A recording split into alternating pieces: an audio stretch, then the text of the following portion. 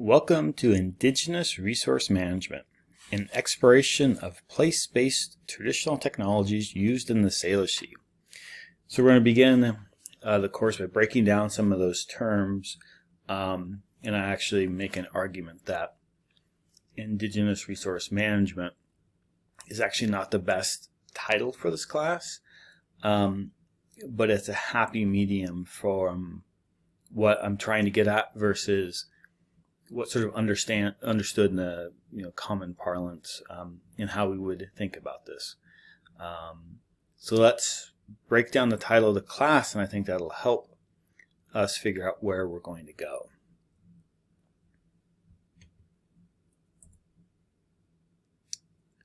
And the classic, do I know what I'm doing? Okay, Indigenous Resource Management. A better title would probably be something more like caring for our relatives. Indigenous here meaning people that come from an area, people indigenous to this area. In this case, we typically use the term since time immemorial. So you could say the Coast Salish have lived in the Salish Sea since time immemorial. Time immemorial is a term used to acknowledge the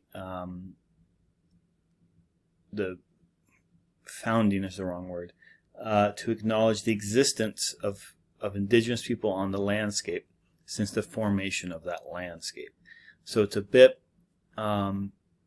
related to origin story, as opposed to humans came to the Salish Sea 10, 12, 14,000 years ago, whatever date we want to use. The Bering Land Bridge is like a whole kind of like wasp's nest we're not going to get into. But instead of saying a specific date which people arrived on the landscape since time immemorial, is a way of signifying that indigenous people have been on that landscape since it's formed. It's the way that most indigenous groups prefer to be thought of within the context of the environment. Not that people showed up at 10,000 years before present, or 11, or whatever that current date is, that's bound by carbon dates. And we'll talk a bit about the issues with using archaeological data, that you're really relying on the existence of a date, not the oldest date. And we'll kind of tease those apart. So that's what we mean by indigenous in this case. People have been in the Salish Sea since time immemorial. Resource. What's a resource? Now, I can grab my wallet and see if I won't show you my credit card, but I have some money. Here's a $5 bill. This is a resource. I have this. It is a resource. It belongs to me. There's a hierarchy here. That resources are things that I have at my disposal to exploit. In this context, my assumption is that when you took this class, you were thinking more of natural resources, plants, animals, things like that, water. And then so let's spend some more time on resource. So in resource is really that hierarchical relationship. We exploit our resources. In the indigenous way of thinking about the environment, everything is on the same plane, the same level. That plants, animals, non-living world are not resources, they're kin, they're relations, they're uncles, cousins. They're related, you're related to one another. So you don't think of your uncles or cousins or aunties or grandmas as resources that are there for you to exploit, right? those are people that you have a relationship with, and presumably a reciprocal relationship, meaning that, if they give you something, you owe them something back. You owe them either to use that gift respectfully, or to, when they're in need, to come to their aid. That there's a level of reciprocity there. And so the term resource in this context is in fact 100% false, incorrect. But I used that term purposefully in this course, because if I called it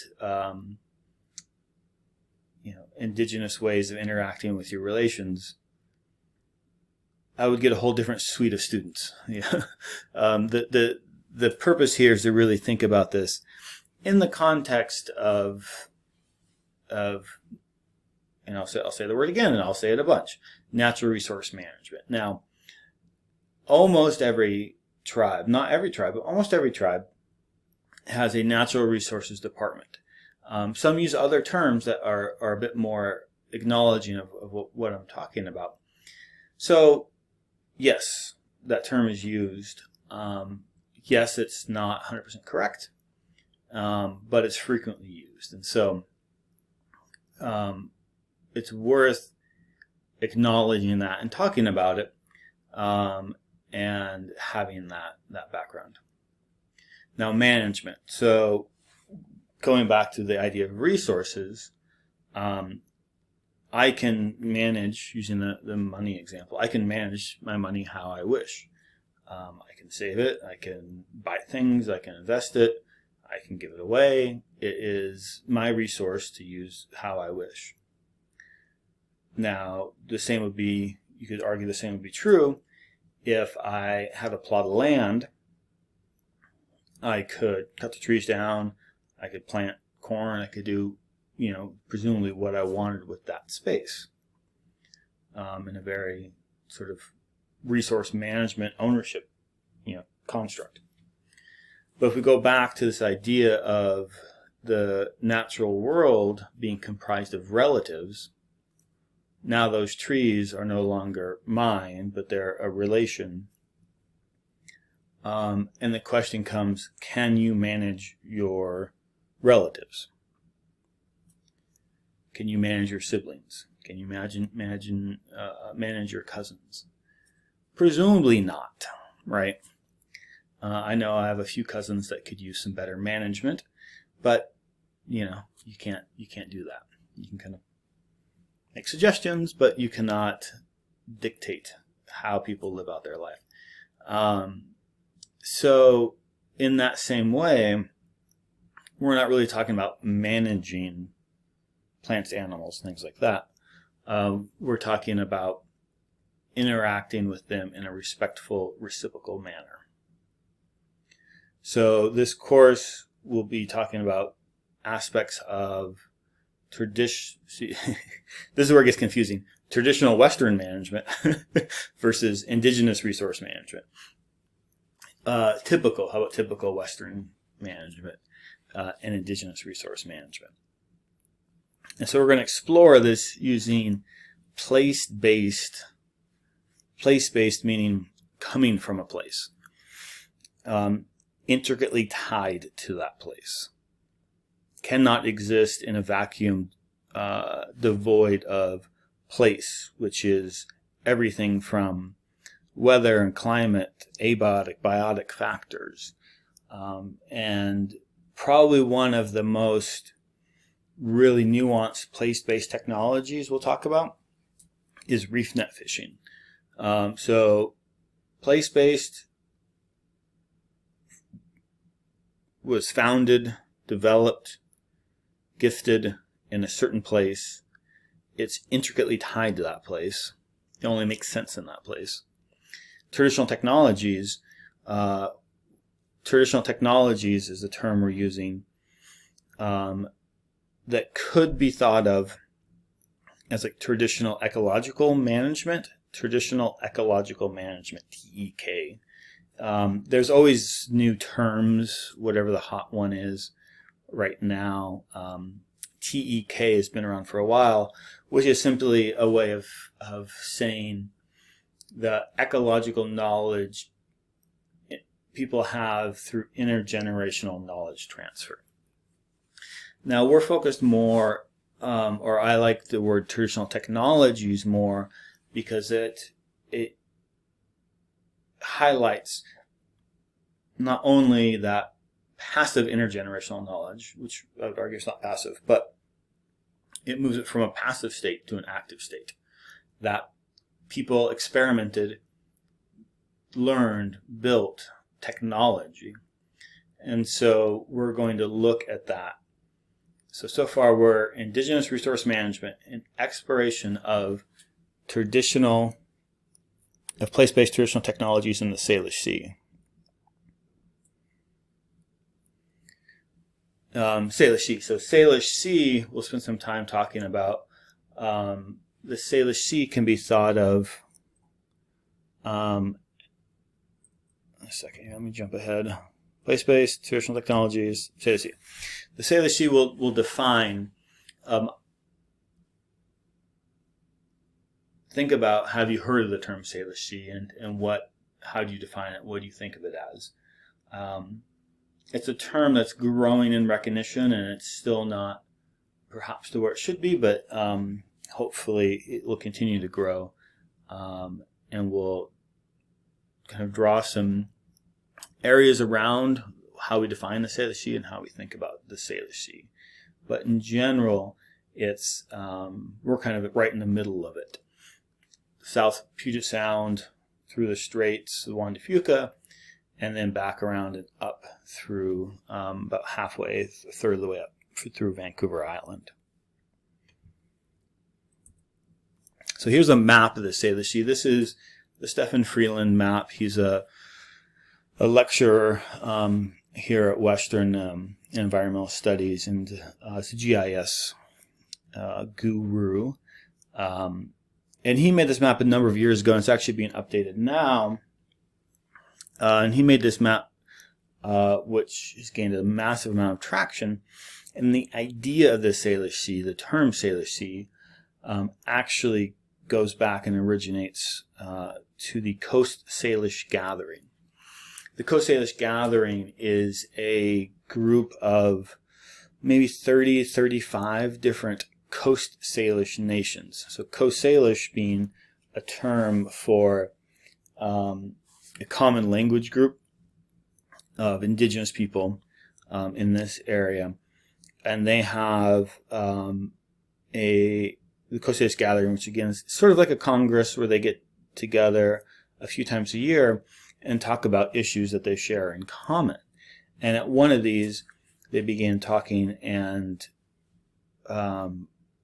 really focusing on how the U.S.-Canadian border separates us, separates Coast Salish. How prior to the U.S.-Canadian border, families could move back and forth because there was no U.S.-Canadian border, and how having this border really truncates people's ability to move, but it also artificially truncates the environment. That it's not U.S. and Canada, it's one continuous ecosystem. It's the Salish Sea. And this idea was presented. Former retired Western faculty Bert Weber really took it on and helped get the term Salish Sea recognized by both Washington, U.S., and the Canadian government as the official term for this area. And so it really came from the Coast Salish nations saying, here, this is the Salish Sea. It's one continuous related culture, one continuous environment. And we should think about it that way, and we should name it that way, and we should interact with it that way. And then Bert really helping push forward the legal framework for that to happen. And Bert's often attributed for all of it by his own admission. The story I'm telling is, and by the admission of people that were there, is, pretty close to reality. That really he was acting at the service of a number of First Nations and tribes. And so one thing that's interesting about this map, one is there's a line on it. Okay, borders are always difficult, but at some point you have to have a line. And this line is really interesting because it's based on the watershed. So you can see the Salish Sea here, and this line where it's darker and it gets lighter, that's the boundary of the Salish Sea. Well, hey, wait a minute. The sea is over here. This ain't the sea. That's a mountain. So the Salish Sea really extends beyond the water and includes the watershed. And so what Stefan did, and what the idea here is, the Salish Sea is not, you can't just look at the seawater and say, okay, this is the entirety of the Salish Sea. You have to consider the watershed, because the sea and the watershed are intricately intertwined. So this map is really looking at this body of water from South Puget Sound all the way down to South Puget Sound, Hood Canal, through the Strait of Juan de Fuca, which is the strait that goes between the Olympic Peninsula and Vancouver Island, through the San Juan Islands, up the Strait of Georgia, ending at Quadra, which is right here. We'll come back to Quadra. All these fjord systems here, and the watersheds that support them. So the idea is really Salish Sea, international, arguably multinational, because it's not just the U.S. Canadian nations, it's also First Nations and tribes as sovereign nations, the sea and the watershed. So that's one way to define the Salish Sea, and that's one way of how the Salish Sea came to be known that way. Now that's great.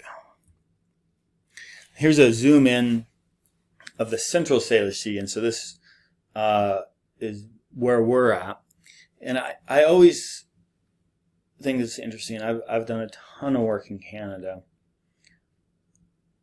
and I constantly need to be reminded, and I'm always shocked to think about when I'm over there, I'm actually not north. You think of Canada as north, but in fact Vancouver Island, or in the older literature we'll read as Vancouver's Island, is quite a bit south, and quite a bit south of where we are. And so if we're here in Bellingham Bay, western sort about here, you have Lummi Nation, Lummi Island, San Juan Islands. The U.S.-Canadian border goes across here.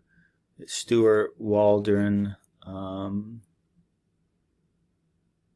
Saturna, I want to say, and Pender here, Sydney Island, Sydney, BC, Victoria is down here. So and we'll talk about Salt Spring Island, which is this island here, there's a bunch of clam gardens right here, which is one of my favorite topics. You'll hear lots about clam gardens. So when I'm over here in Canada chasing clams in clam gardens, I'm north of Bellingham, but not a lot. It's pretty interesting. And this whole area here, the San Juan Islands in the Southern Gulf, depending on what side of the border you're on, you could call these the Canadian San Juans, or these the American Gulf Islands. In fact, they're quite a lot different. Geologically, they're totally different, and the weather patterns are quite a lot different. And so the fauna and flora are quite a lot different between the two areas. It's pretty fascinating. You can see these are where the plates have kind of tilted, and so these are like long, skinny islands where we've got a bit larger kind of globular islands here. Pretty cool stuff. But just to orient ourselves in the Central Salish Sea, we're over here in Bellingham at Western. Now we can look at that same map of the Central Salish Sea, and if we look at a simple Google map, to me it looks different because automatically my eye, at least, is drawn to this big line zigzagging around. Right here, coming across, defining our 49th parallel, keeping Point Roberts on the American side for all of its great value, bifurcating this archipelago of islands, of the San Juans and the Gulf Islands, coming down, keeping Victoria and the southern end of Vancouver Island on the Canadian side of the line. So here, despite the prior, to me the prior map shows a continuous environment. If you were just shown this map and did not know where it was, you would think of it just as a continuous ecosystem. Here, your mind's immediately drawn to that line. This is US, this is Canada. You can see up here there's differences in settlement rates. The amount of people is different.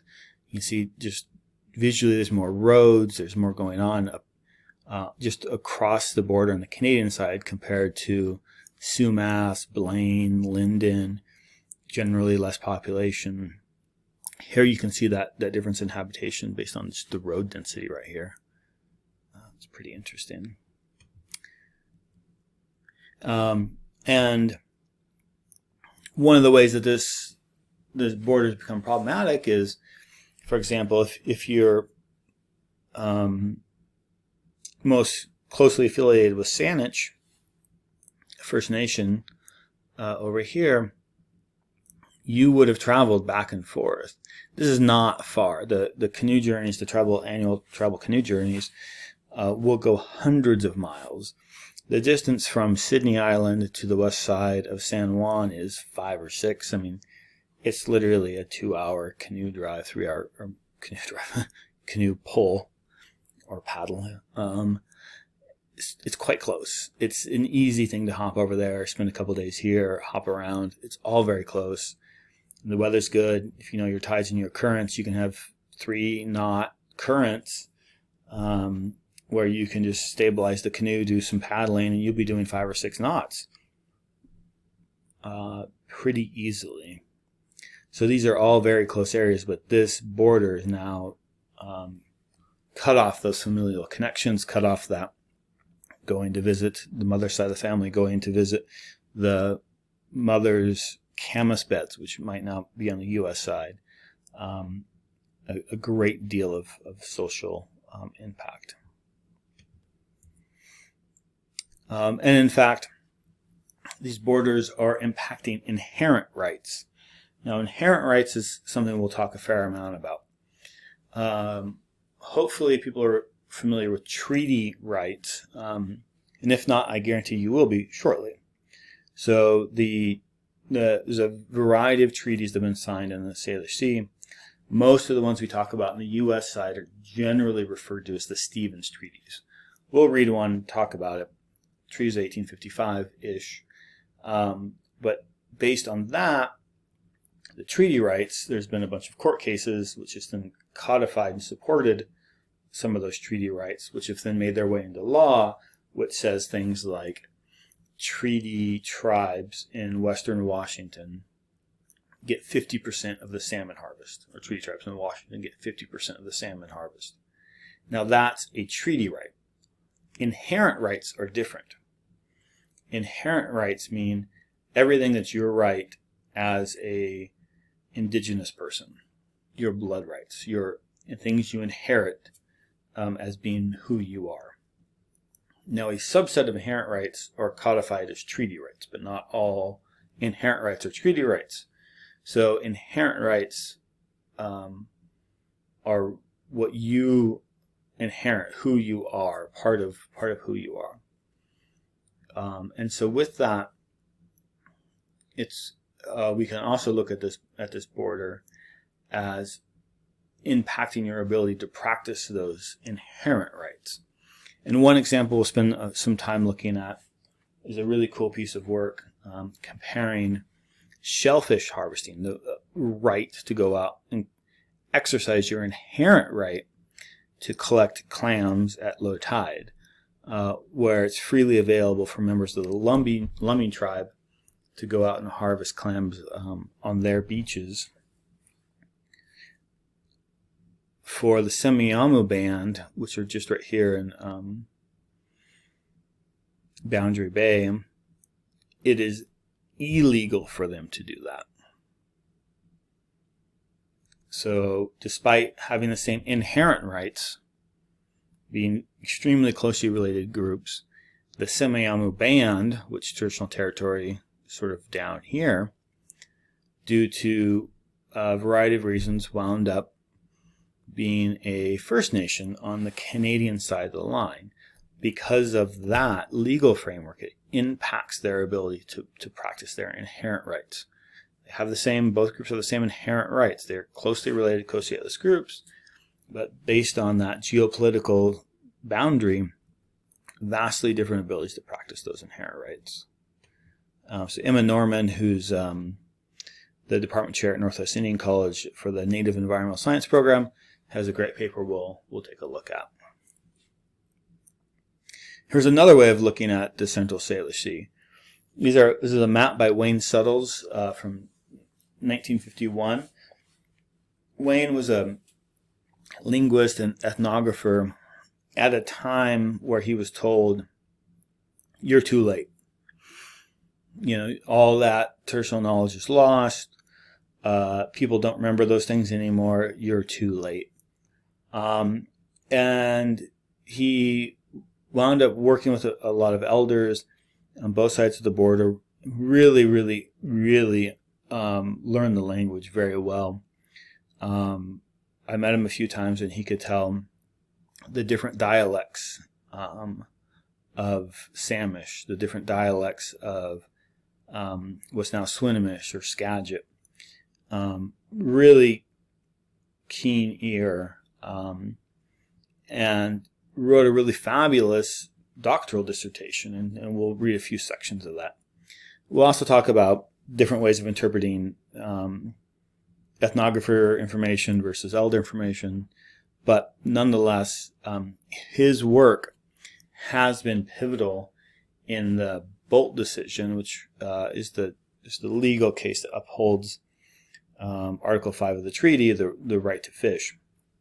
His work has been really fundamental in that, because he drew lines where different tribes were and also noted where they fished, hunted, and gathered. He was interested in the economic life of people, how they made a living, where they went to hunt and gather, things like that.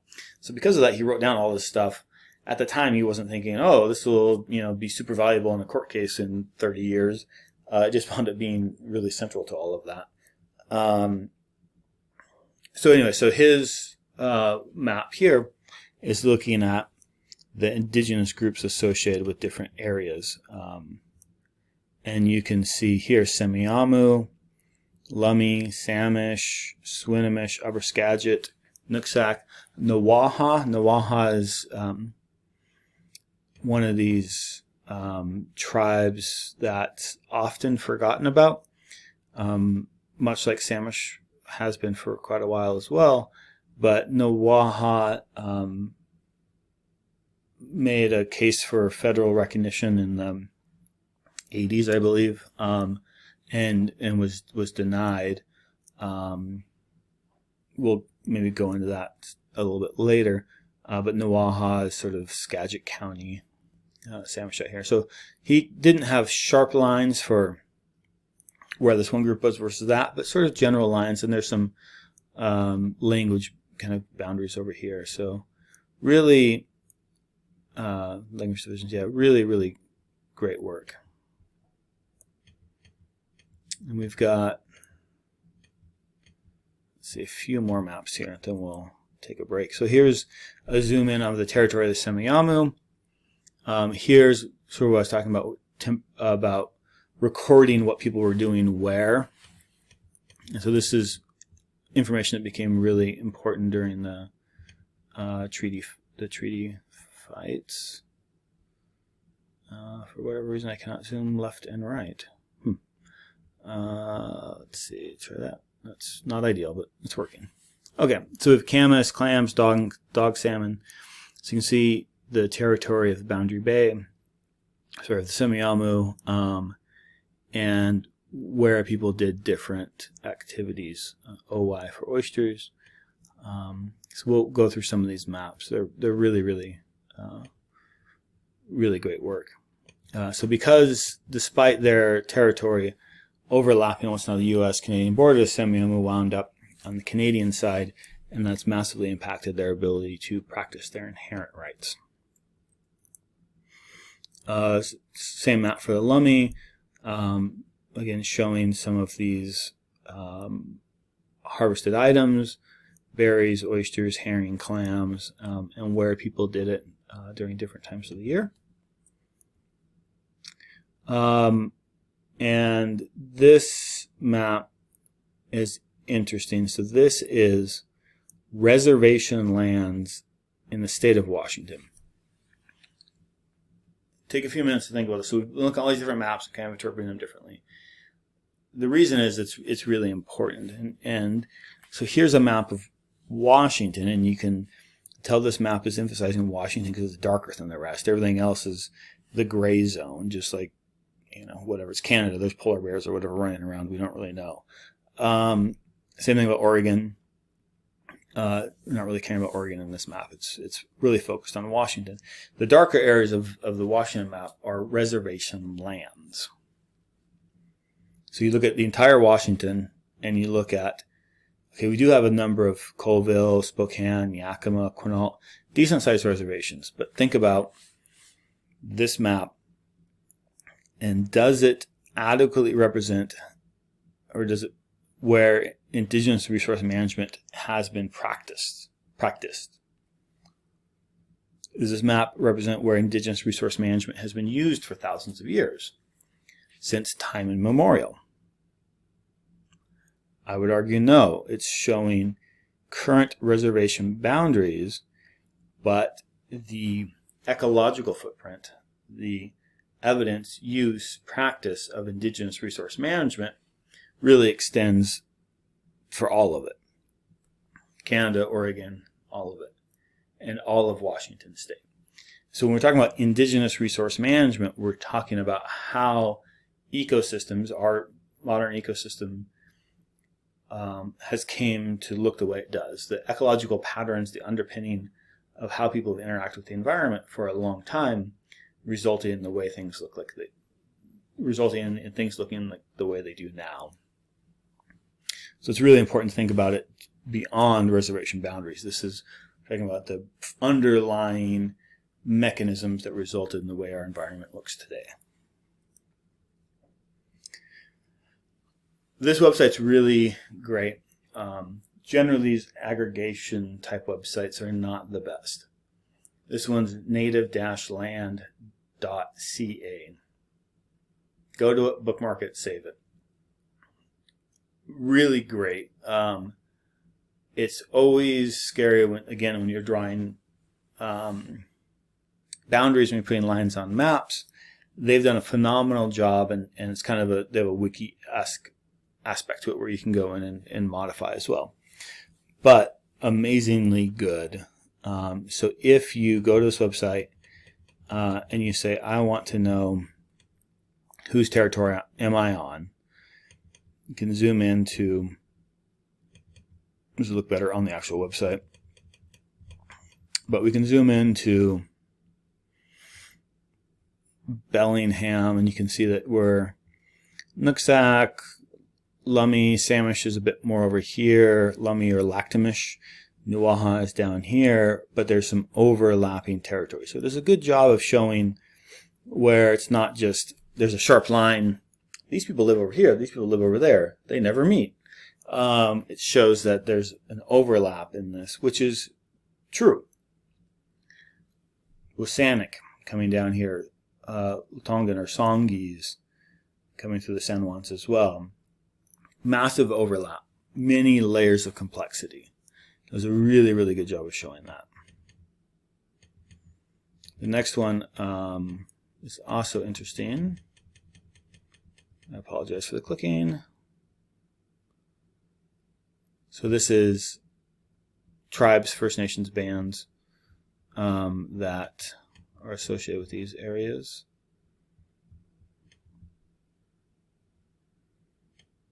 Oh boy. Your professor's doing bad. I apologize. Let's try to get the ship back on order here. One more. Okay.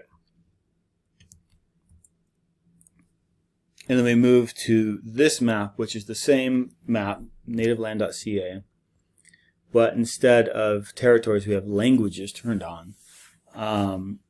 And you'll notice that there's fewer languages than there are territories, meaning territories for tribes and First Nations.